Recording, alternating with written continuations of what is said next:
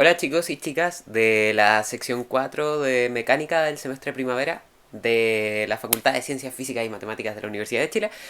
Bueno, este video es la respuesta a la contingencia del cuerpo docente, así que va a estar destinado a cubrir las auxiliares que no se han podido realizar debido a las circunstancias en que se encuentra nuestra sociedad actualmente. En este video en particular nos vamos a dedicar a el estudio de fuerzas centrales con las consecuentes normas que eso involucra, los teoremas que se pueden aplicar cuando nos encontramos en presencia de fuerzas centrales.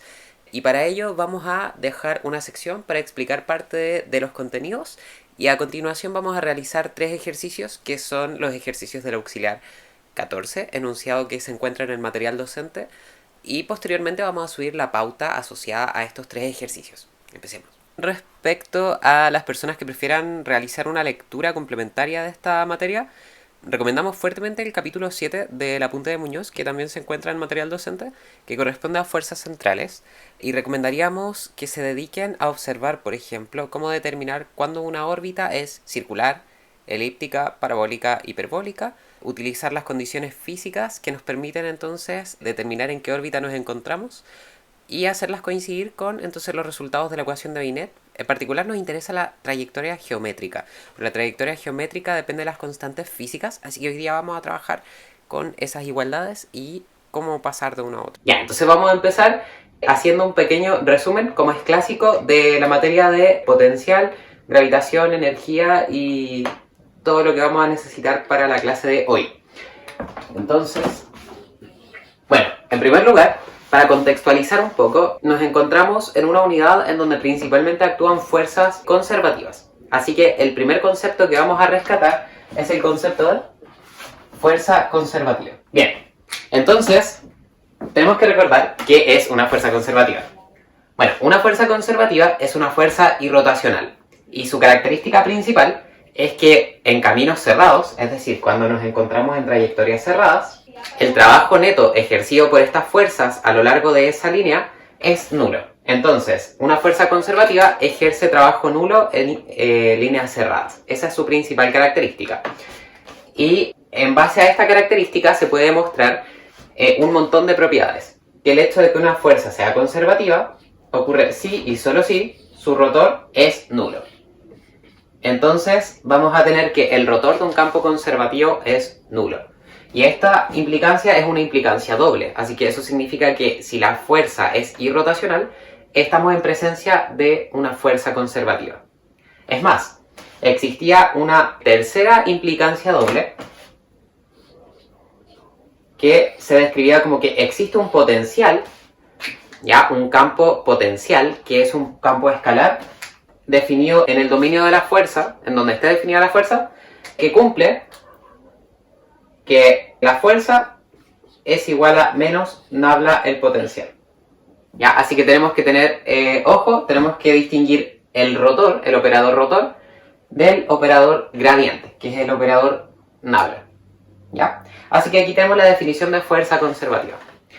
Ok, ¿por qué es importante utilizar fuerzas conservativas? Porque aparece el concepto de potencial, y el concepto de potencial da origen a la energía potencial. La energía potencial, entonces, era la energía asociada a la posición de un cuerpo en el espacio. Bien, ¿por qué esto es importante? Porque la energía mecánica en un cuerpo que está sometido solo a fuerzas conservativas se conserva. Así que vamos a poder establecer ahí relaciones entre la energía mecánica total, la posición y la energía cinética que el cuerpo posee. Bien, por otro lado, tenemos el concepto de fuerzas centrales.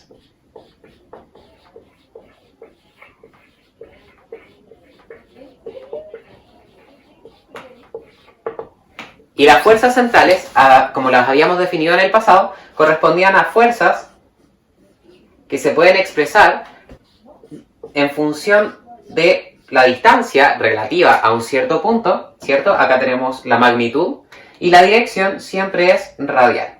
Entonces tenemos que la magnitud de esta fuerza solamente depende de la distancia relativa a cierto punto del espacio y la dirección es radial. ¿Por qué es importante separar las fuerzas centrales del resto de las fuerzas? Porque estas fuerzas también poseen ciertas características súper importantes. Una de ellas es que las fuerzas centrales si es que le aplicamos el rotor, nos da que son irrotacionales, y eso quiere decir que las fuerzas centrales son conservativas. Ya, ojo, porque esta implicancia solo ocurre en esa dirección. Una fuerza central es conservativa, pero no toda fuerza conservativa es central, así que hay que tener ojo ahí. Y dado que son conservativas, cumplen que su rotor es cero, que existe un cierto potencial asociado a todas las fuerzas centrales. En particular, vamos a trabajar con tres fuerzas centrales fundamentales en este curso, que son la fuerza gravitatoria, ya que recordemos su módulo corresponde a la constante de gravitación universal por la masa 1 por la masa 2 dividido en la distancia al cuadrado entre los centros de masa de ambas masas, y la dirección era radial, pero ojo, menos. Es negativa porque es de atracción, así que apunta hacia el centro cuando este módulo es positivo, lo cual es siempre, así que siempre es de atracción. Ya, vamos a seguir acá arriba.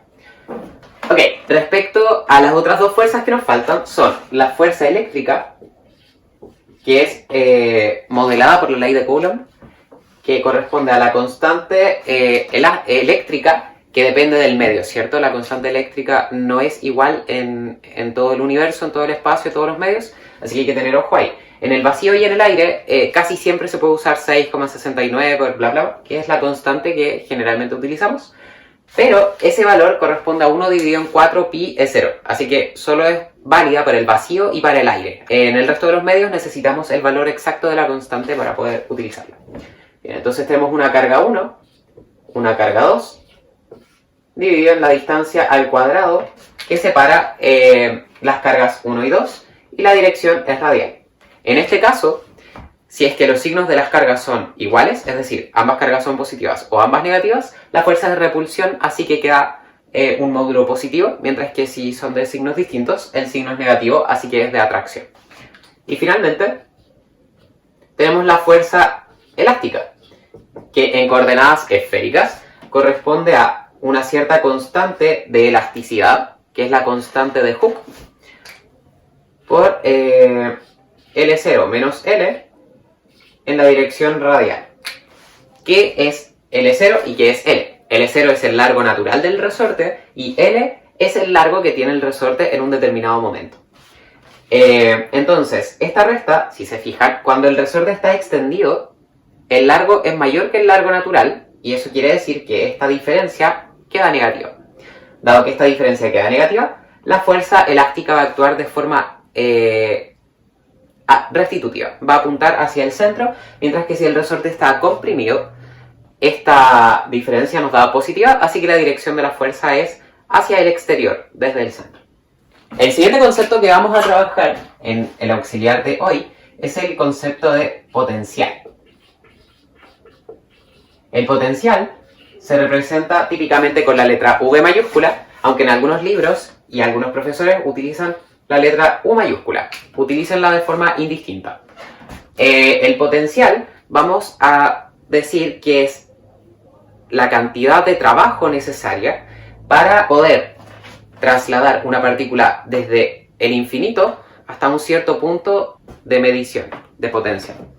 Entonces, por definición, en teoría, si es que acá tenemos el planeta Tierra y acá tenemos, por ejemplo, la Luna, el potencial en el cual se encuentra la Luna corresponde al trabajo que sería necesario para traer a la Luna desde el infinito hasta la posición en la que se encuentra.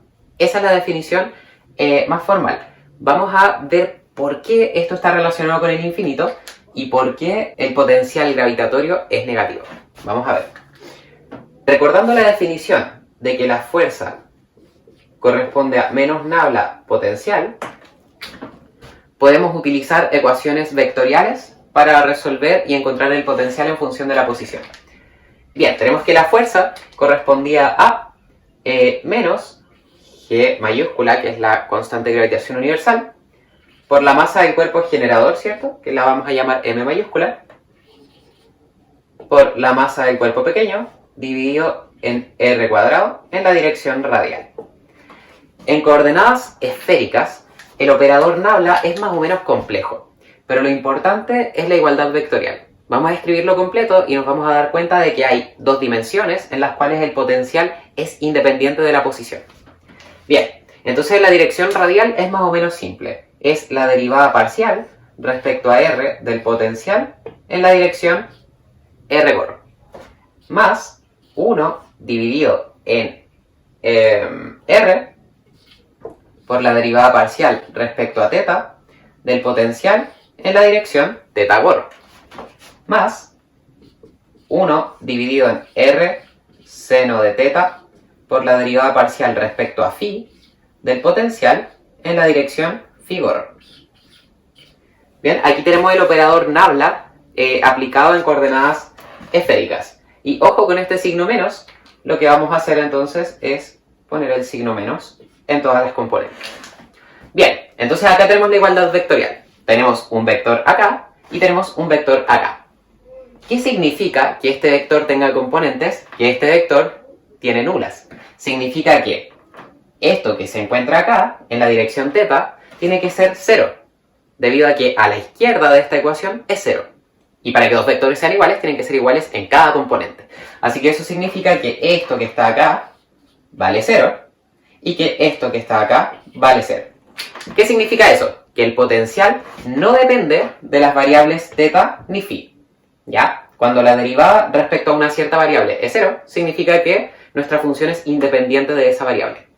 Así que nos quedamos con esta simple ecuación diferencial, que de hecho se puede convertir en una ecuación escalar, de manera que obtenemos que gmm dividido en r cuadrado es igual a la derivada parcial del potencial respecto al radio. Vamos a resolverlo. Bien, entonces nuestra ecuación se convierte en gmm dividido en r cuadrado por el diferencial de r igual diferencial de b. Si se fijan, a esta altura podemos utilizar derivada total y dejamos la derivada parcial de lado. Y esto ocurre porque a esta altura ya estamos seguros de que el potencial solo va a depender del radio. Eso quiere decir que la derivada puede convertirse en total porque cuando la dependencia es de una sola variable, la derivada total y la derivada parcial son equivalentes. Bien, esta ecuación tenemos que integrarla para poder resolverla. Y para integrar necesitamos aplicar ciertos límites convenientes, ¿cierto? Bien. Siempre en la parte inicial de la integral utilizamos una cierta referencia. Bien. Típicamente queremos que nuestro potencial de referencia sea nulo para no tener que estar poniendo siempre una constante de integración. Así que vamos a decir, ok, el potencial es nulo. Y ahora es cuando viene la explicación del infinito. Nosotros estamos hablando de que el potencial es una cantidad de energía asociada a una fuerza central. Es decir, podría asociarse a la influencia que tiene un cierto campo de fuerzas sobre un cuerpo. Entonces, si nosotros queremos determinar dónde el campo de fuerza gravitatoria no tiene influencia, o tiene infinitamente pequeña influencia, podríamos atribuirlo al infinito. ¿Ya? Es decir, cuando estamos infinitamente lejos, la influencia del campo gravitacional sobre el otro cuerpo tiende a 0. ¿Ya? Y acá ponemos nuestro potencial y nuestra distancia al origen arbitraria, que es r. Bien, la integral de esta cosa que tenemos acá corresponde a la integral de gmm r a la menos 2. Es decir, corresponde a menos gmm dividido en r, y lo vamos a evaluar desde infinito hasta r. Y esto es igual a nuestro potencial. Cuando evaluamos esto en r, es simplemente el mismo valor, menos gmm dividido en r. Mientras que cuando evaluamos en el infinito, obtenemos una indefinición, ¿cierto? Sin embargo, el límite, cuando esto se divide por infinito, es 0. Así que 0. Y obtenemos la expresión para nuestro potencial en función de la posición radial. Bien. Esto dejo propuesto que lo hagan para determinar el potencial eléctrico y el potencial elástico. El siguiente concepto corresponde al concepto de momento angular. El momento angular corresponde a la letra L minúscula vector. Y, bueno, en palabras corresponde a la cantidad de rotación que posee un cuerpo. ¿Ya? La cantidad de rotación es proporcional a la masa, a la distancia a la que se encuentra el cuerpo del punto de rotación y la velocidad tangencial con la que rota. ¿Ya? Así que vamos a definir el momento angular como m por el producto cruz entre el vector posición respecto al punto de giro y la velocidad que lleva el cuerpo en ese instante. ¿Ya? Ojo con este producto cruz. En los puntos donde el radio es máximo o mínimo, siempre el radio y la velocidad son perpendiculares. Veamos un pequeño ejemplo.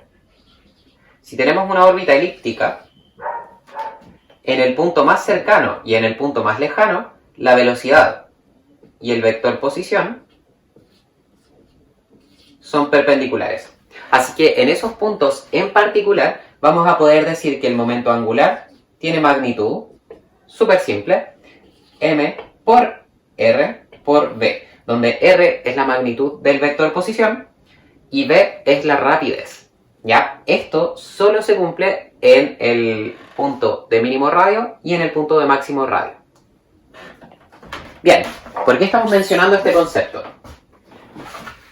Estamos mencionando este concepto porque habíamos definido que el torque correspondía a la derivada temporal del momento angular.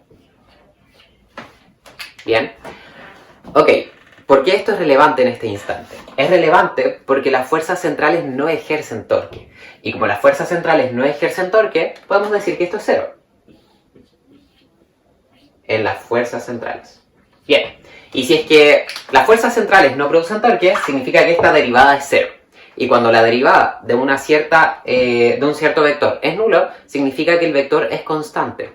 Así que siempre que nos encontremos en casos donde hay solo fuerzas centrales actuando, vamos a tener que el torque es nulo, y si el torque es nulo, el momento angular es constante. Entonces, en los problemas de fuerzas centrales vamos a tener dos grandes conclusiones en base a toda la materia que hemos revisado. La primera es que se conserva la energía, y por otro lado, que se conserva el momento angular. ¿Bien? Entonces, típicamente en estos problemas vamos a tener más de una incógnita, porque tenemos más de un teorema de conservación. ¿Bien? Así que, eso sería respecto a fuerzas centrales. Ahora, ¿qué ocurre con órbitas? Cuando trabajamos con órbitas, lo que estamos diciendo es que existe un cierto cuerpo celeste que produce un campo gravitatorio, típicamente con una masa m, y en torno a este cuerpo existen otras masas que, debido a sus condiciones iniciales, describen trayectorias diferentes.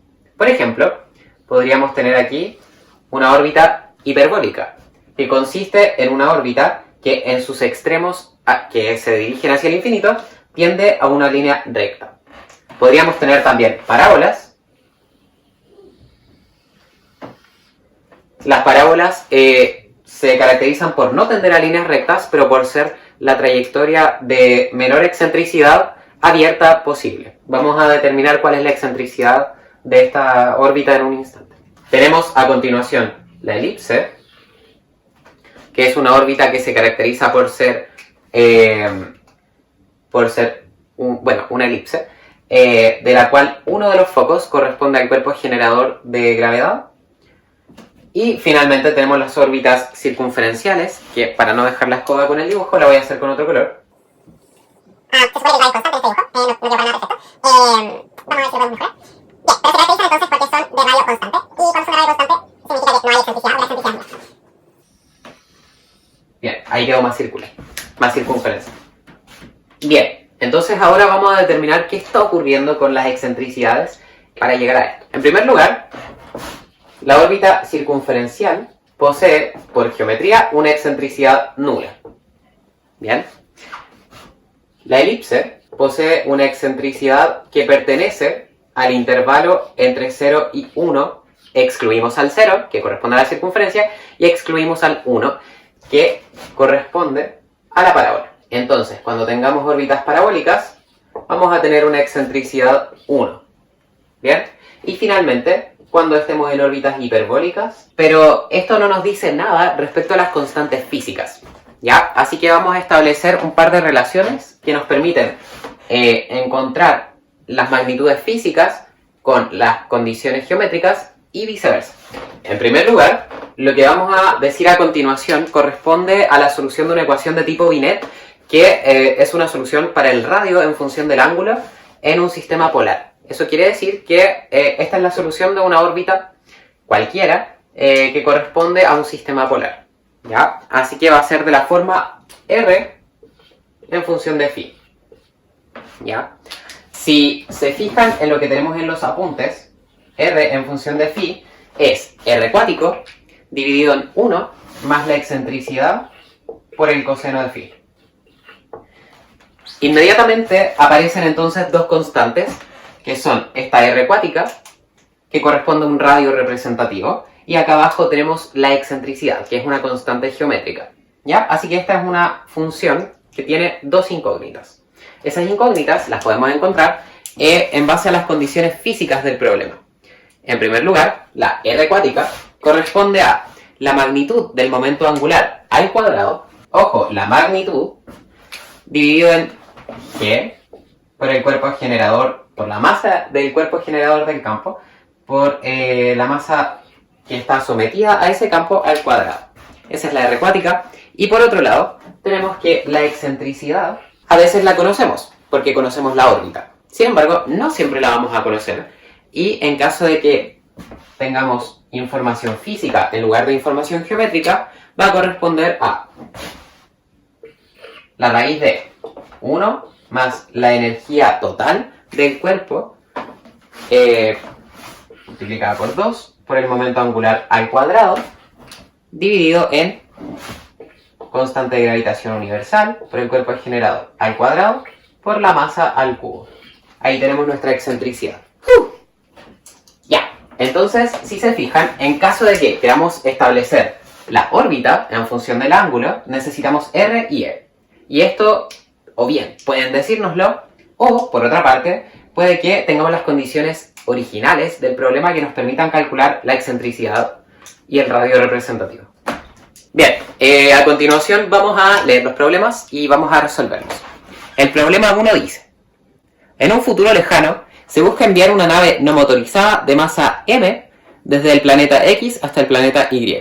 Lamentablemente, no se puede lanzar la nave de manera recta dadas las condiciones astronómicas, ver figura, las cuales otorgan una única dirección de lanzamiento permitida, que pasa a una distancia d minúscula de la estrella Alpha Cordérus de masa m mayúscula. Debido a la complejidad del problema, la NASA se contacta con usted para que determine las características del lanzamiento adecuado. Indicación: asuma que los planetas son tan lejanos a la estrella que, para efectos de medición de ángulos, la estrella se sitúa en el vértice recto de la figura, es decir, la distancia d minúscula se vuelve despreciable. Además, desprecie el efecto gravitatorio de los planetas sobre la nave. Y en base a eso vamos a determinar parte A, la velocidad de lanzamiento. Bien. Entonces, vamos a hacer aquí un pequeño esquema.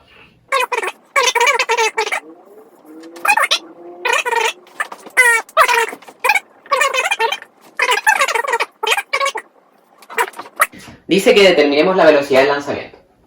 En primer lugar, tenemos que recordar que, dado que estamos utilizando solo la fuerza de esta estrella, porque estamos despreciando la gravedad de los planetas, existen solo fuerzas centrales. De hecho, existe una fuerza central, que es la fuerza de gravedad, ¿ya? Dado que existe solo la fuerza de gravedad, que es central, significa que se va a conservar la energía y que se va a conservar el momentum angular, ¿bien? Entonces, lo que podríamos utilizar en un principio es una expresión para la energía y una expresión para el momento angular. Ambas magnitudes van a ser constantes a lo largo del movimiento. Sin embargo, también tenemos características geométricas del problema. Por ejemplo, para mediciones de ángulos, como se indica en el enunciado, vamos a asumir que la estrella se encuentra en este vértice. Bien, nosotros queremos que la trayectoria del cuerpo comience acá y termine acá. Eso significa que el eje de simetría de la trayectoria es este. Siempre las soluciones de la ecuación de Binet se miden desde el eje de simetría, ¿Ya? Así que eso significa que el ángulo se mide desde este eje. Este es nuestro eje polar para el problema. Eje polar. Eso quiere decir que el ángulo inicial corresponde a este ángulo. ¿Sí? Porque la posición inicial es esa. Y al final del movimiento, el cuerpo se encuentra acá. Por lo tanto, el ángulo final del movimiento es ese. Entonces a este lo podemos llamar φ0, que es el ángulo inicial. Bien, ¿por qué esto es importante? Porque, dada la condición geométrica, al inicio del movimiento, estamos evaluando r en φ0. Pero nos dicen que el planeta es extremadamente lejano. Así que eso significa que, al inicio del movimiento, la partícula se encuentra en el infinito. ¿Ya? Entonces, esto tiene que darnos infinito. Pero ojo, esto también corresponde a r cuática, por la solución de Binet, dividido en 1 más la excentricidad por el coseno de phi, que corresponde a φ0 al inicio del movimiento. Ya, ¿qué es lo importante de acá? Que si esta fracción tiene que darnos infinito, significa que existe una indeterminación. ¿Ya? ¿Cuándo ocurre esa indeterminación? Cuando el denominador es 0. ¿Ya? Así que eso significa que 1 más la excentricidad por el coseno de φ0 es igual a 0. ¿Bien? Ok, en base a eso podemos determinar que la excentricidad es menos 1 dividido en el coseno de φ0. Y dado que φ0 es una condición geométrica, la excentricidad es una variable conocida. Vamos a determinarla.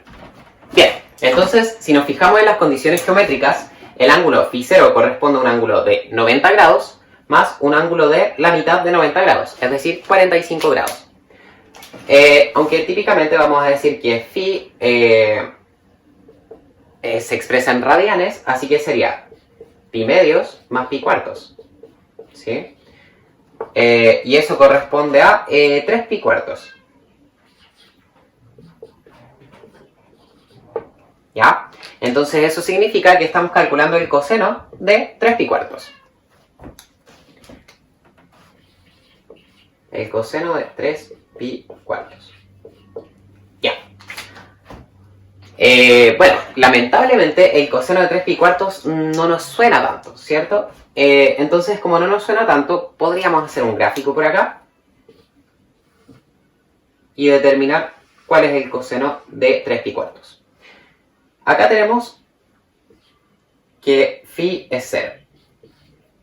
¿Ya? Cuando phi es 0, el coseno vale 1. Y el coseno comienza a valer 0 en pi medios. El coseno que tenemos en 3 pi cuartos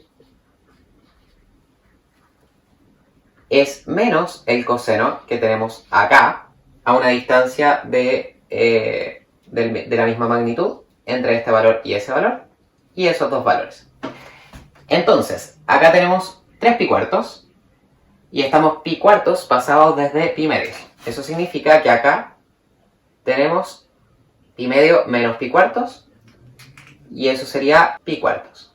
Entonces ahí tenemos pi cuartos. ¿Sí? Entonces el coseno de 3 pi cuartos corresponde a menos el coseno de pi cuartos. ¿Sí? Ok, pi cuartos es 45 grados, así que tenemos que el coseno, al igual que el seno, es raíz de 2 medios. Así que tenemos que el coseno de 3 pi cuartos es igual a menos 1 partido en raíz de 2 o menos raíz de 2 medios. ¿Ya? Así que de acá podemos concluir que la excentricidad es igual a menos 1 dividido en menos 1 dividido en raíz de 2, y eso es igual a raíz de 2. Así que ahí tenemos nuestra hermosa excentricidad, que es mayor a 1, así que eso significa que tenemos una hipérbola como trayectoria. Por otro lado, tenemos que esa excentricidad tiene que cumplir la relación de la excentricidad con las constantes físicas, que involucra la energía inicial y el momento angular. ¿Sí? Es decir, la excentricidad al cuadrado tiene que ser igual a 1 más 2e momento angular al cuadrado dividido en gm cuadrado m cubo. ¿Sí? Entonces, si nos damos cuenta, tanto el momento angular como la energía del cuerpo dependen de la rapidez inicial del movimiento, y si logramos calcular entonces la energía inicial y el momento angular inicial del movimiento, ya estamos resolviendo para la velocidad de esta ecuación, dado que e cuadrado es 2. Entonces calculamos el momento angular del cuerpo. La posición inicial, según nuestro sistema, si es que este eje es el eje X y ese eje es el eje Y, sería R igual, menos infinito, coma, menos D. ¿Sí? Esa es la posición medida entonces relativa desde el Sol hasta el cuerpo de masa M. La velocidad, por otro lado, sería simplemente v, 0, debido a que el movimiento inicialmente se encuentra completamente contenido en el eje X. Entonces, haciendo el producto cruz,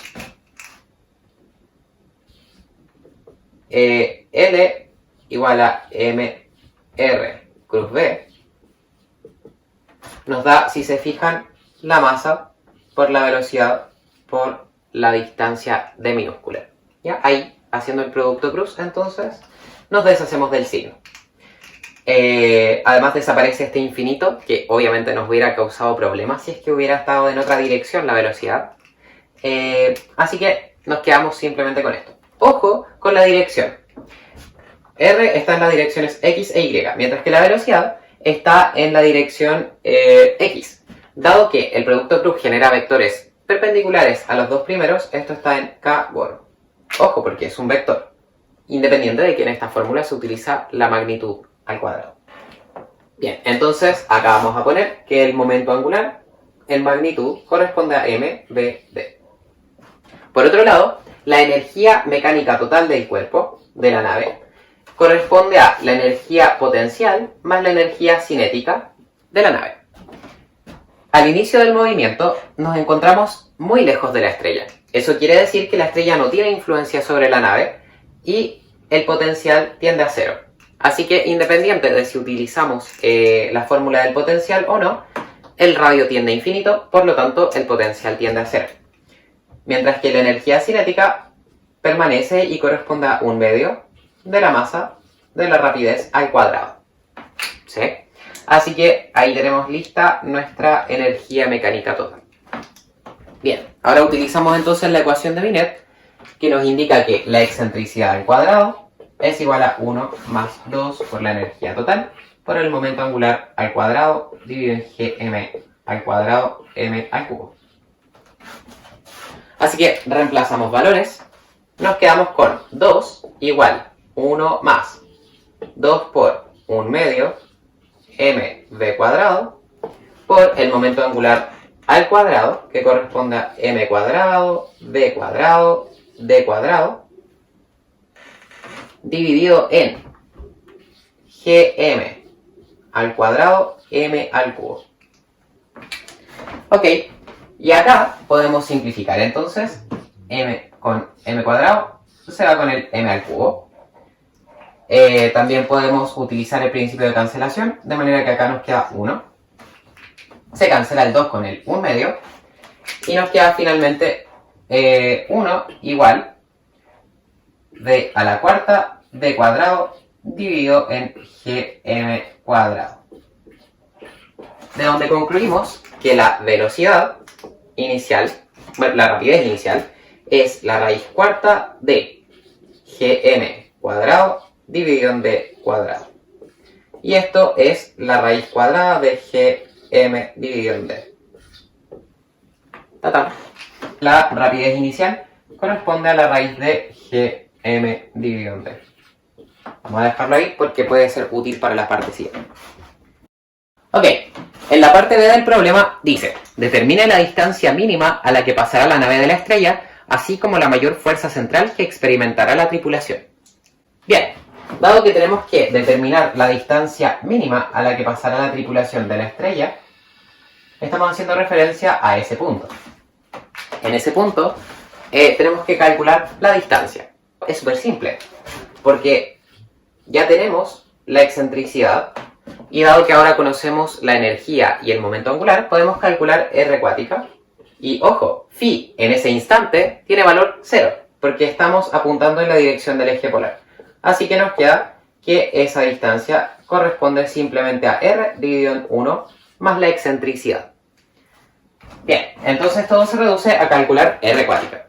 Pero R cuática, como dijimos antes, corresponde a el momento angular al cuadrado dividido en gm m cuadrado. Bien, ya dijimos que el momento angular era m de d, pero ya tenemos d.